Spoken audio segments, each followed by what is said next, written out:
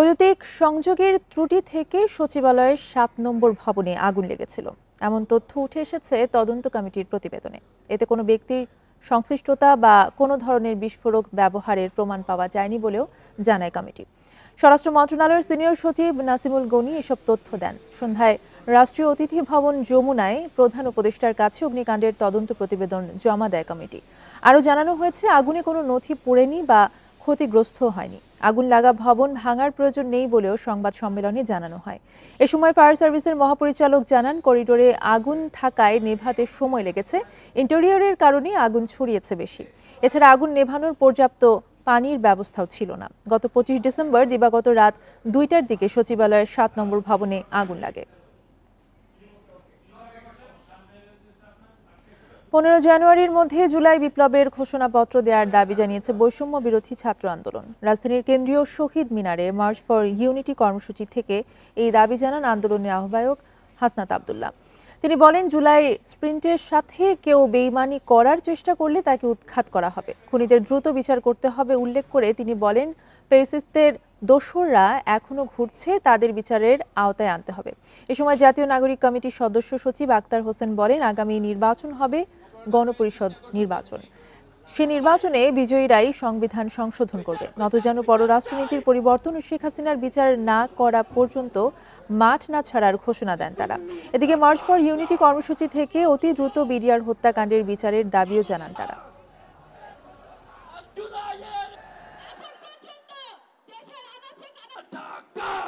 কোনো ঘোষণাপত্র ছিল না। আমরা বলতে চাই ১৫ই জানুয়ারির মধ্যে আমাদের এই জুলাই গণঅভ্যুত্থানের ঘোষণাপত্র জারি করতে হবে। এই অন্তর্বর্তীকালীন সরকারের কাছে আমরা এই গণহত্যার বিচার চাই। আমরা সিন্ডিকেট থেকে আমাদের মানুষের মুক্তি চাই। অবিলম্বে জানুয়ারি মাসের ১৫ তারিখের মধ্যে জুলাইয়ের প্রক্লেমেশন ঘোষণা করতে হবে। সাইবার নিরাপত্তা আইনের পরিবর্তে যে সাইবার সুরক্ষা আইনের অনুমোদন দেওয়া হয়েছে তা এমন নিয়ন্ত্রণমূলক এবং নজরদারিমূলক করা হয়েছে, মত প্রকাশের ক্ষেত্রকে চেপে রাখার জন্য নিবর্তনমূলক ও ভয়ঙ্কর বলে মন্তব্য করেছেন ট্রান্সপারেন্সি ইন্টারন্যাশনাল বাংলাদেশের নির্বাহী পরিচালক ইফতেখারুজ্জামান। সকালে প্রস্তাবিত সাইবার সুরক্ষা অধ্যাদেশ ২০২৪ পর্যালোচনা ও সুপারিশ শিরোনামে রাজধানীর ধানমন্ডিতে টিআইবির সংবাদ সম্মেলনে এসব কথা বলেন টিআইবির নির্বাহী পরিচালক। যেভাবে সাইবার সুরক্ষা অধ্যাদেশ দেওয়া হয়েছে তা গ্রহণযোগ্য নয়। অন্তর্বর্তী সরকারের কাছে এটা আশা করেনি টিআইবি। তড়িঘড়ি করে একটি জগা খিচুড়ি আইন করা হয়েছে মন্তব্য করে তিনি বলেন, যে আইনটি করা হয়েছে এটি ব্যক্তি, রাজনৈতিক দল, গণমাধ্যম সহ সবার জন্য অত্যন্ত ঝুঁকিপূর্ণ হবে। এটি অনেকাংশেই আগের আইনেরই পুনরাবৃত্তি উল্লেখ করেন ইফতেখারুজ্জামান এবং বলেন, অংশীজনদের মতামত না নিয়ে কেন করা হলো তা বোধগম্য নয়। অন্তর্বর্তী সরকারের আমলে এমন একটি আইন করা হলো তা এ সরকারের জন্যই বিব্রতকর। আইনটি নিয়ে লুকোচুরি করা হয়েছে, এটা কাম্য নয়। 31st নাইট ও খ্রিস্টীয় নববর্ষ ২০২৫ উপলক্ষে বাসাবাড়ির ছাদ, উন্মুক্ত স্থান, পার্কে যে কোনো ধরনের আতশবাজি, পটকা ফোটানো বন্ধে কঠোর ব্যবস্থা নিতে আইনশৃঙ্খলা রক্ষাকারী বাহিনী সহ সংশ্লিষ্টদের প্রতি নির্দেশ দিয়েছেন হাইকোর্ট। মঙ্গলবার সুপ্রিম কোর্টের এক আইনজীবীর করা রিটের শুনানি নিয়ে বিচারপতি মোহাম্মদ জাহাঙ্গীর হোসেন ও বিচারপতি কে এম রাশেদুজ্জামান রাজার সমন্বয়ে গঠিত হাইকোর্ট বেঞ্চ এই আদেশ দেন। রিটের পক্ষে শুনানি করেন আইনজীবী মোহাম্মদ আশরাফুজ্জামান। আইনজীবী জানান, এই রিটে রাত ১১টা থেকে ১টা পর্যন্ত 31st নাইট উপলক্ষে তীব্র সাউন্ড দিয়ে কোনো অনুষ্ঠান না করা এবং বাসা বাড়ির ছাদে আতশবাজি, পটকা ফোটানো ও ফানুস ওড়ানো বন্ধে নির্দেশনা চাওয়া হয়েছে। এছাড়া 31st নাইট উপলক্ষে রাত 10টা থেকে সড়ক, পার্ক ও উন্মুক্ত স্থানে জনসমাগম বন্ধের নির্দেশ চাওয়া হয়েছে। পাশাপাশি আতশবাজি, পটকা ও ফানুস বেচাকেনা বন্ধ চাওয়া হয়েছে রিটে। এসব ক্ষেত্রে চাওয়া হয় মোবাইল কোর্ট পরিচালনার নির্দেশনাও। রাত্রে 11টা থেকে 1টা পর্যন্ত গ্যাদারিং করা যাবে না, এই লক্ষ্যে আইজি সাহেবকে আদেশ দেওয়া হয়েছে যে সকল ল এনফোর্সিং এজেন্সিকে নিয়োগ দিয়ে সকল এই 31 ডিসেম্বরের তাণ্ডব হচ্ছে ইয়া বন্ধ করার জন্য সকল ব্যবস্থা গ্রহণ করার জন্য আদেশ দেওয়া। 31st নাইটের নিরাপত্তা কঠোর অবস্থানে পুলিশ, আইন অমান্য করলে মোবাইল কোর্ট সহ জেল জরিমানার কথা বলছে ডিএমপি। এছাড়া ঢাকায় অতিরিক্ত ৩,০০০ পুলিশ মোতায়েন থাকবে। সন্ধ্যার পর উন্মুক্ত স্থানে কোনো ধরনের অনুষ্ঠান, সভা সমাবেশ, গণজমায়েত, নাচ গান, সাংস্কৃতিক অনুষ্ঠান, র্যালি এবং শোভাযাত্রা করা যাবে না। এবারের প্রেক্ষাপট কিছুটা ভিন্ন। ৫ আগস্ট ক্ষমতার পট পরিবর্তনে আইনশৃঙ্খলা রক্ষায় পুলিশের পাশাপাশি মাঠে আছে সেনাবাহিনী। 31st নাইট ও ইংরেজি নববর্ষ ২০২৫ উপলক্ষে বিশেষ নিরাপত্তা ব্যবস্থা নেওয়া হয়েছে। সকালে ডিএমপি মিডিয়া সেন্টারে এক সংবাদ সম্মেলনে ১১ দফা নির্দেশনা জানায় ডিএমপি। বলা হয়, ঢাকা মহানগর এলাকায় যে কোনো ধরনের আতশবাজি, পটকা ফোটানো ও ফানুস ওড়ানো নিষিদ্ধ।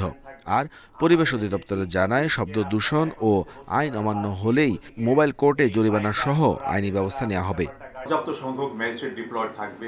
আমরা কিন্তু সমগ্র দিনব্যাপী এমনকি রাত্রেও আমাদের কর্মকাণ্ড অব্যাহত থাকবে। বিধিমালার ব্যত্যয় ঘটালে অর্থাৎ শব্দ দূষণ সৃষ্টি হলে তার কি শাস্তি হবে, শাস্তি আপনারা জানেন। উত্তরার দিকে দিয়াবাড়ি 18 নম্বর সেক্টর, যেটা মেট্রো রেলের নিচ দিয়ে, ওখানে কিছু রেস্টুরেন্ট বসে, বিকালে ওখানে ঘুরতে যায়, ওখানে একটা সমাগম হবে বলে আমরা মনে করতেছি। ওইদিকে বেশি ডিপ্লয়মেন্ট থাকবে, কম বেশি ঢাকা শহরের সব জায়গায় ডিপ্লয়মেন্ট থাকবে, কিছু কিছু পয়েন্টে বেশি থাকবে। ডিএমপি জানায়, ৩১ ডিসেম্বর সন্ধ্যা থেকে পরদিন সকাল ৮টা পর্যন্ত ঢাকা মহানগরের সব বার বন্ধ থাকবে। গুলশান, ৩০০ ফিট, বনানী, বারিধারা ও উত্তরা ১৮ নম্বর সেক্টর সহ ২১টি পয়েন্টে থাকবে বিশেষ চেকপোস্ট। সীমিত থাকবে এসব এলাকার জনসাধারণের চলাচল। মোতায়েন থাকবে অতিরিক্ত ৩,০০০ পুলিশ। ঢাকা বিশ্ববিদ্যালয় এলাকায় রাত ৮টার পর বহিরাগত প্রবেশ নিষিদ্ধ থাকবে। সারা পৃথিবীর অধিকাংশ দেশের এটি নববর্ষ, আমাদের নয়। দ্বিতীয়ত, আমরা এবছর পারি নাই, পরিবেশ উপদেষ্টা মহোদয় আমাকে বলছিলেন, কিন্তু আমরা এবছর পারি নাই, আগামী বছর ইনশাল্লাহ করব। সেটা হলো সারা শহরে নয়, আপনি একটি নির্দিষ্ট স্থানে এই কাজটি করবেন। হাতিরঝিলে সন্ধ্যার পর কোনো অনুষ্ঠান করা যাবে না, তবে আবাসিক হোটেলে সীমিত পরিসরে অনুষ্ঠান করা যাবে। Arafatur Rahman, independent News, Dhaka. ছাত্র জনতার সম্মিলিত শক্তি আর আত্মত্যাগ কত ব্যাপক হতে পারে বিশ্বকে তারই জানান দিয়েছে ২০২৪ সাল। কোটা সংস্কারের আন্দোলন রূপ নেয় সরকার পতনের বিক্ষোভে। আহতদের আহাজারি আর স্বজন হারাদের বেদনায় ভারী হয় পুরো দেশ। স্বাস্থ্য অধিদপ্তরের প্রাথমিক হিসেবে ৮২৬ জন নিহত আর গুলিবিদ্ধ হন ১১,৩৩০ জন। ইতিহাসে আর কোনো ছাত্র আন্দোলনে এমন হতাহতের ঘটনা বিরল। চোখের পানি এখনো থামেনি মোহাম্মদ নাদিমের।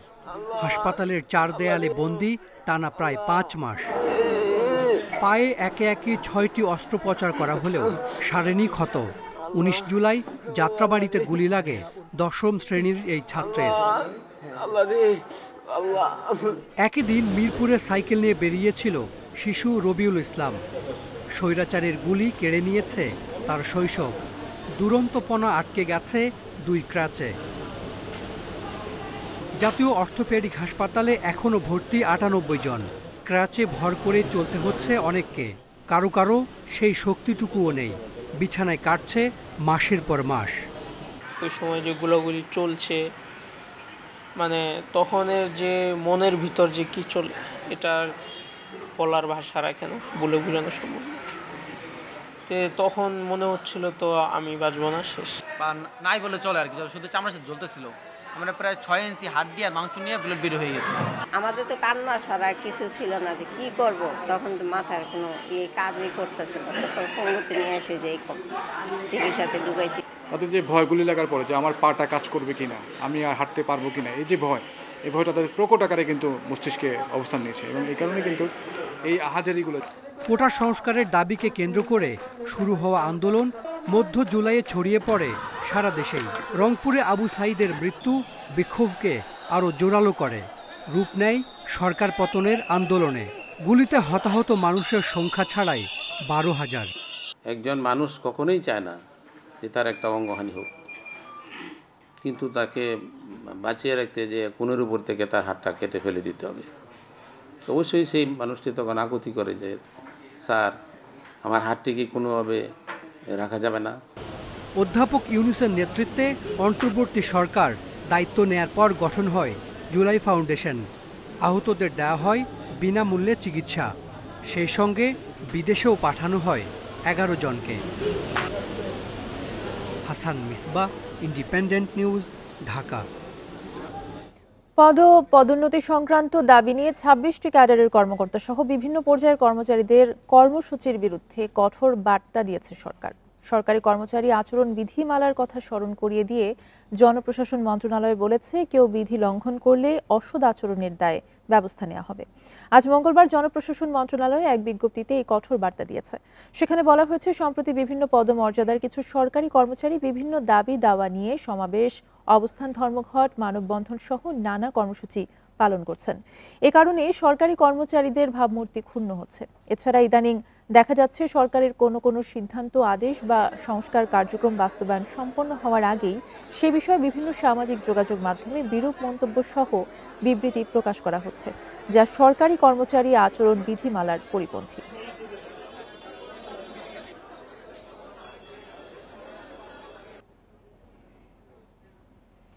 পদ্মা সেতুর নদী শাসনে দুর্নীতির অভিযোগে 900 কোটি টাকা আত্মসাতের অভিযোগে সাবেক হুইপ লিটন চৌধুরীর বিরুদ্ধে অনুসন্ধানের সিদ্ধান্ত নিয়েছে দুর্নীতি দমন কমিশন।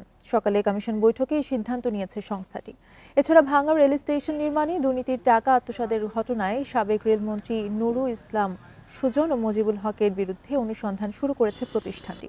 প্রথম অবস্থায় এই স্টেশন নির্মাণ ব্যয় 9 কোটি টাকা ধরা হলেও পরে ব্যয় বাড়িয়ে করা হয় 150 কোটি টাকা। পাশাপাশি স্বর্ণ চোরাচালান করে 1000 কোটি টাকার অবৈধ সম্পদ অর্জনের অভিযোগে স্বর্ণ ব্যবসায়ী দিলীপ কুমার আগরওয়াল ও এনামুল হকের বিরুদ্ধেও অনুসন্ধান শুরু করেছে সংস্থাটি। জনাব দিলীপ কুমার আগরওয়াল কেন্দ্রীয় শিল্প ও বাণিজ্য বিষয়ক উপকমিটির সদস্য বাংলাদেশ আওয়ামী লীগ ও জনাব এনামুল হক দোলন বাংলাদেশ জুয়েলার্স সমিতির বহিষ্কৃত সাবেক সভাপতির বিরুদ্ধে সিন্ডিকেটে সোনা চোরাচালান করে আওয়ামী লীগ আমলে 1000 কোটি টাকার মালিক হওয়ার অভিযোগের বিষয়ে অনুসন্ধানের সিদ্ধান্ত গৃহীত হয়েছে। কিশোরগঞ্জের ভৈরবে নিখোঁজের 8 ঘন্টা পর শিশু সাহাল আহমেদের মরদেহ উদ্ধার হয়েছে। প্রতিবেশীর ঘরের ওয়ার্ডরোবে মেলে এই মরদেহ। এই ঘটনায় প্রতিবেশী মোহাম্মদ হাসানকে গ্রেফতার করেছে পুলিশ। ধারণা করা হচ্ছে, মা প্রেমের প্রস্তাব ফিরিয়ে দেয় সাহালকে হত্যা করা হয়েছে। সোমবার বিকেলে নিখোঁজ হয় 3 বছরের শিশু সাহাল আহমেদ। পরে পুলিশকে জানালে রাতে প্রতিবেশী হাসানের ঘরে তল্লাশি চালানো হয়। তার ওয়ার্ডরোবের ভেতরেই মেলে শিশুটির মরদেহ।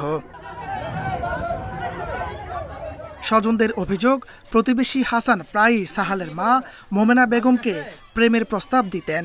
তাতে রাজি না হওয়ায় সাহালকে হত্যার পর লুকিয়ে রাখে হাসান। আমরা এটা সুস্থ বিচার চাই, আর যেন কোনো মায়ের বুক যেন বাহালি না করে। কি অপরাধ করলো ছেলেটার কাছে, ছেলেটারে মারলো যে, এর কি দয়া মায়া লাগলো না? সে কঠিন একটা ক্রিমিনাল, আর এই ক্রিমিনালের ফাঁসি আমরা সরকারের কাছে আবেদন করছি। পুলিশ বলছে, প্রাথমিক জিজ্ঞাসাবাদে হত্যার দায় স্বীকার করেছে হাসান। তদন্ত করে ব্যবস্থা নেওয়ার আশ্বাস পুলিশের। খোঁজাখুঁজি করতে হতে এক পর্যায়ে আমরা তার ওয়ার্ডরোবের উপরে ড্রয়ারের মধ্যে বাচ্চাটার মৃত অবস্থায় ড্রয়ারের ভিতরে আমরা পাইছি। আসামিকে অ্যারেস্ট করছি এবং সে আমাদের কাছে স্বীকার করছে সে তাকে হত্যা করছে। এই ঘটনায় হাসানকে আসামি করে নিহতের দাদি নাসিমা বেগম ভৈরব থানায় হত্যা মামলা দায়ের করেছেন। Independent news. পূর্ণাঙ্গ প্রস্তুতি ছাড়াই কাল শুরু হচ্ছে 29তম ঢাকা আন্তর্জাতিক বাণিজ্য মেলা। উদ্বোধন করবেন প্রধান উপদেষ্টা প্রফেসর ডক্টর মোহাম্মদ ইউনূস। জুলাই অভ্যুত্থানের স্মৃতি ঘিরে সাজানো হয়েছে মেলা। এবারই প্রথম অনলাইনে মিলছে টিকিট। এদিকে দীর্ঘদিনেও আন্তর্জাতিক মানের হয়ে উঠতে পারেনি মেলা, মন্তব্য বাণিজ্য উপদেষ্টার। হাতুড়ি পেরেকের শব্দ আর রংতুলির আঁচড় এখনো চলছে। পূর্বাচলে বছরের প্রথম দিনই আন্তর্জাতিক বাণিজ্য মেলা বসলেও সাজসজ্জার অনেক কিছুই রয়েছে বাকি। আমাদের সব প্রস্তুতি রেডি, এখন একদম ফাইনাল টাচটা লাগছে। জাস্ট এটা হয়ে গেলে আমাদের সব ফ্রিজগুলি এখানে চলে আসবে। আমরা আজকে বিকেলের মধ্যেই আমরা আমাদের সম্পূর্ণ কার্যক্রম শেষ করতে পারব। এবারে মেলায় ছাত্র জনতার আত্মত্যাগের প্রতি সম্মান জানিয়ে তৈরি করা হয়েছে জুলাই ও 36 চত্বর নামে আলাদা দুটি কর্নার। সংবাদ সম্মেলনে বাণিজ্য উপদেষ্টা জানান, বিভিন্ন ক্যাটাগরির 361টি প্যাভিলিয়ন স্টল থাকছে। অংশ নিচ্ছে ভারত, পাকিস্তান সহ 7টি দেশের প্রতিষ্ঠান। ক্রেতা দর্শনার্থীদের যাতায়াতের সুবিধার্থে আলাদা বাস সার্ভিস দিচ্ছে বিআরটিসি।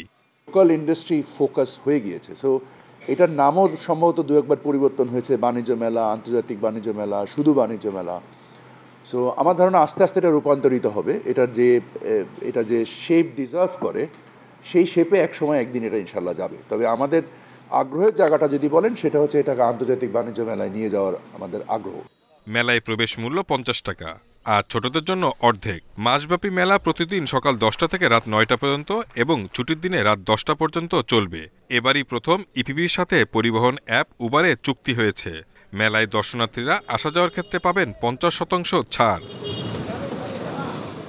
ঢাকা আন্তর্জাতিক বাণিজ্য মেলায় প্রবেশের ক্ষেত্রে প্রথমবারের মতো টিকিটিং ব্যবস্থা চালু করা হয়েছে।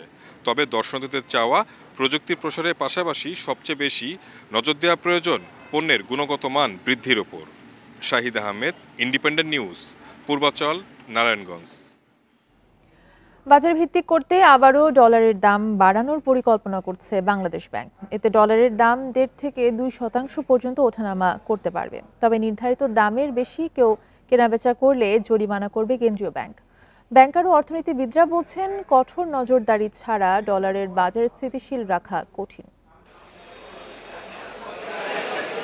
গেল কয়েক মাস ধরে বাড়ছে রেমিটেন্স প্রবাহ। শুধু ডিসেম্বরে এসেছে 240 কোটি 5 lakh dollar. Bangladesh bank reserve থেকে ডলার বিক্রি বন্ধ করার পাশাপাশি নানা উদ্যোগ নিলেও আবারও অস্থির ডলারের বাজার। ব্যাংকগুলোতে সরকার নির্ধারিত প্রতি ডলারের দাম 120 টাকা করা হলেও বাস্তবে তা মিলছে না। নির্ধারিত দরের চেয়ে 3 থেকে 4 টাকা বেশিতে ব্যাংকে ডলার কেনা বেচা হচ্ছে। খোলা বাজারে ডলারের দাম আরও ঊর্ধ্বমুখী। মানি এক্সচেঞ্জগুলো বলছে চাহিদা বাড়ায় দাম বেড়েছে ডলারের। গভর্নমেন্টে বিল পরিশোধ করতে হবে বিভিন্ন আন্তর্জাতিক অঙ্গনে, এতে ডলারের ক্রাইসিস যেমন ব্যাংকে বাড়ার সাথে সাথে ক্রাইসিস মার্কেটেও বাড়ে। অনেকে সময়টা মূল্যায়ন করতে চায় না, শর্টকাটে নিয়ে করতে চায়। এক্ষেত্রে মানি এক্সচেঞ্জের ডলারটা একটু বেশি হয়। সরকারের যে মানি এক্সচেঞ্জের ডলারের যে দাম নির্ধারণ করে দেয়, আমরা ম্যাক্সিমাম টাইমে সেই জিনিসগুলো এখানে পাই না। রেমিটেন্স কেনার হার হবে প্রতি ডলারে 123 টাকা। তবে রেমিটেন্স ও রপ্তানি আয়ের বিনিময় হার একই হবে। মুদ্রার বিনিময় হার নির্ধারণে কুলিং পেগ ব্যবস্থা চালুর প্রায় 7 মাস পর টাকার বিপরীতে আবারও ডলারের দাম বাড়ানোর পরিকল্পনা করছে বাংলাদেশ ব্যাংক। ডলারের দর 117 টাকা থেকে বাড়িয়ে 119 টাকা করা হতে পারে বলে জানিয়েছেন সংশ্লিষ্টরা। খোলা বাজারের সাথে যখন অফিসিয়াল মার্কেটের ডিফারেন্সটা যখন বেড়ে যায়, তখনই কিন্তু একটা সন্দেহের জায়গা থাকে যে নিশ্চয়ই আগের মতো ওই অসৎ উপায়ে টাকা পয়সাগুলো বাংলাদেশ থেকে বের করে দেওয়া, সরাসরি সম্পদ পাচার। ইম্পোর্ট পেমেন্ট বা অন্য কোনো কারণে এক্সচেঞ্জ হাউসকে অতি রেট 123, 24, 25, 27, 28 পর্যন্ত দিয়ে ডলার আনে। আমার মনে হয় ব্যাংকগুলোর এই প্রবণতাটা রোধ করা উচিত। ডলারের দাম স্থিতিশীল রাখতে বাংলাদেশ ব্যাংকের কঠোর নজরদারির পাশাপাশি জড়িতদের বিরুদ্ধে কঠোর শাস্তি নিশ্চিতের তাগিদ বিশ্লেষকদের। Shafil Alam Sujan, Independent News, Dhaka. বছর জুড়ে উচ্চ মূল্যস্ফীতি আর ডলার সংকটে বিপর্যস্ত ছিল দেশের অর্থনীতি। আগস্টে রাজনৈতিক পট পরিবর্তনের পর অন্তর্বর্তী সরকার আর্থিক খাত সংস্কারে কিছু পদক্ষেপ নিলেও গতি আসেনি অর্থনীতিতে। শ্বেতপত্রের মাধ্যমে আওয়ামী লীগের ব্যাপক অর্থ পাচার ও লুটপাটের চিত্র উঠে এসেছে। নানা অস্থিরতায় কঠিন সময়ের মধ্য দিয়ে যেতে হচ্ছে বিনিয়োগকারীদের। বিদায়ী বছরে সাধারণ মানুষ সবচেয়ে বেশি ভুগেছেন নিত্যপণ্যের উচ্চ মূল্যে। টানা 8 মাস খাদ্যমূল্যস্ফীতি ছিল 2 অঙ্কের ঘরে। ফলে সংসার চালাতে হিমশিম খেতে হয় স্বল্প আয়ের মানুষের।